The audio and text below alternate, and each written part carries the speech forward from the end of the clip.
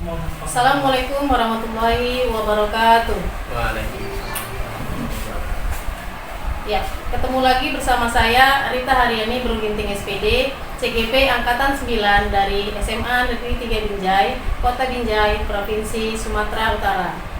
Bersama saya ada rekan hebat saya, Bapak Nur Basarudin SPDI, selaku guru agama Islam di SMA Negeri 3 Binjai, dan juga pengajar praktik saya, Ibu Priska Purnama Sihombing, MSI. Selamat datang Ibu di SMA Negeri 3 Binjai. Pak, yang lalu kan saya sudah melakukan observasi ya Pak di kelas yang Bapak ampuh. Jadi setelah melakukan observasi ada tindak lanjutnya, yaitu kita melakukan percakapan pasca observasi. Jadi dalam percakapan pasca observasi ini tujuannya antara lain mengevaluasi apa yang telah Bapak lakukan dalam kegiatan pembelajaran. Ya, kemudian mohon izin ya Pak, semalam itu kan saya masuk dalam kegiatan supervisi dan kelas Bapak, dan ini tindak lanjutnya untuk melaksanakan pasca observasi. Ada beberapa pertanyaan Pak yang akan saya ajukan kepada Bapak. Mohon izin ya Pak. Nah, untuk pertanyaan pertama, bagaimana perasaan Bapak ketika dilakukan kegiatan observasi kemarin Pak? Iya, ketika diobservasi perasaan saya tentu saja grogi ya, karena supervisi itu kan jarang ya dilakukan. Jadi awalnya grogi, tapi ya perlahan kita bisa mengkondisikan diri sehingga ya bisa tampil menurut saya sudah maksimal. Saya juga melihat kemarin Bapak sudah melaksanakan kegiatan pembelajaran dengan baik ya Pak. Mengenai kegiatan yang kemarin kita laksanakan Pak, bisa diceritakan kembali mengenai tujuan pembelajaran, kemudian area pengembangan yang Bapak lakukan dalam pembelajaran tersebut, beserta strateginya Pak? Iya, kemarin tujuan pembelajaran yang saya sampaikan di kelas adalah diharapkan siswa mampu memahami dan juga mampu menganalisis makna pernikahan di dalam Islam. Jadi tahapan yang saya lakukan tentu saja yang pertama membuat perangkat pembelajaran, kemudian mempersiapkan siswa ya, mempersiapkan siswa dengan pembelajaran berdiferensiasi dengan cara mengelompokkan mereka sesuai dengan pembelajarnya. Kemudian setelah itu nanti memberikan waktu pada siswa untuk berdiskusi. Lalu kelanjutannya tentu saja memberikan waktu kepada siswa untuk mempresentasikan dari hasil diskusi kelompok. Baru kemudian tahap berikutnya adalah kesimpulannya. Jadi semua yang ada di kelas termasuk siswa kita libatkan untuk memberikan kesimpulan dari hasil pembelajaran yang kita lakukan.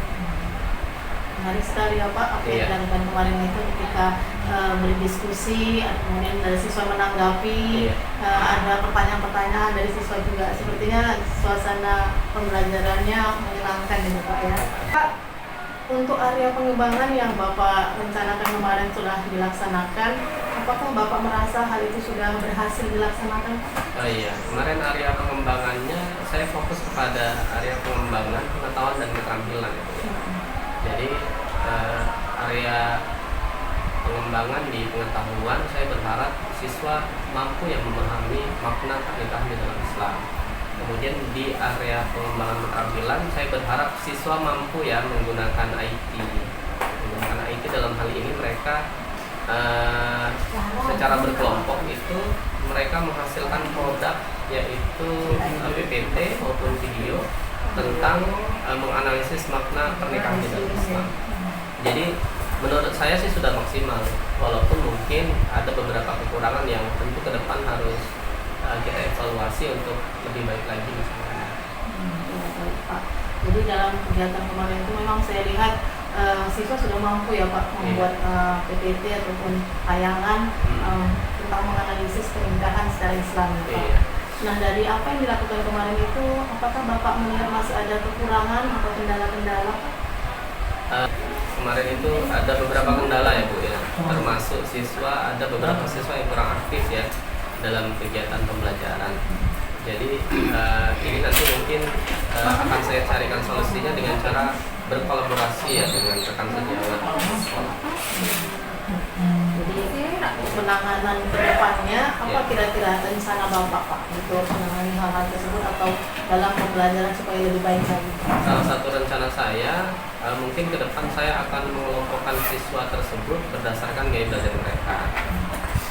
Karena kan gaya belajar siswa ini bisa dikategorikan dengan visual, auditori, dan kinestetik. Mungkin ketika nanti saya tempatkan mereka di tempat dengan gaya belajar mereka yang sesuai, mungkin mereka akan bisa lebih aktif karena mereka sudah merasa nyaman.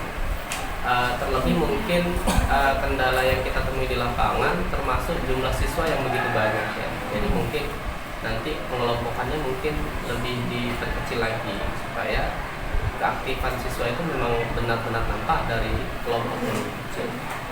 Jadi harapannya Bapak mau membuatkan kelompok sesuai dengan gaya belajarnya ya Pak ya, sehingga mungkin dengan gaya belajar yang sama siswa tadi bisa lebih aktif dengan kelompoknya gitu ya Pak.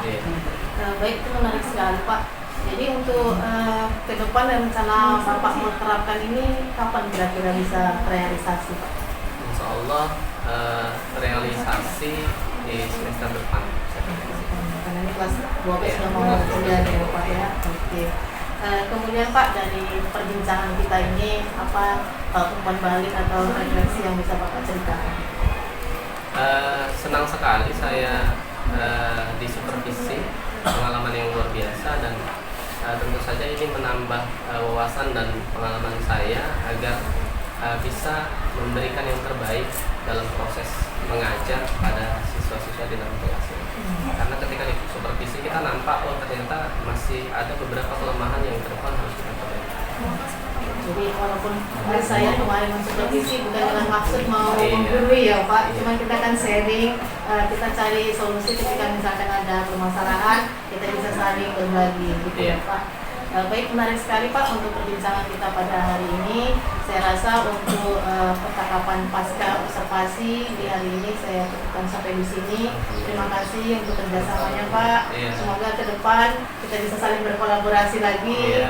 Ya, ini semua kita lakukan untuk berpusat pada murid ya Pak. Baik, demikian tadi percakapan pasca observasi saya bersama rekan sejawat saya, Bapak Nur Basaruddin SPDI, Guru Agama Islam di SMA Negeri 3 Binjai. Terima kasih. Assalamualaikum warahmatullahi wabarakatuh.